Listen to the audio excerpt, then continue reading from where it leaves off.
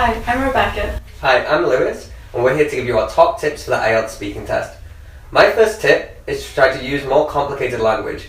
To reach 7.0 on the IELTS test, you need to use idioms. For example, you can use the idiom switch off.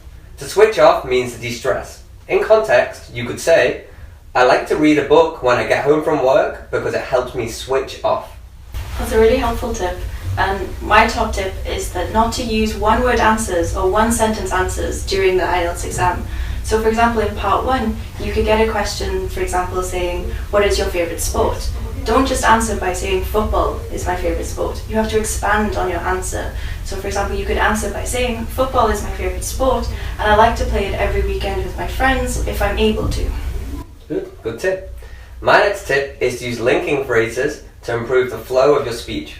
For example, you could use although, however, or on the other hand to give contrasting opinions about a particular topic.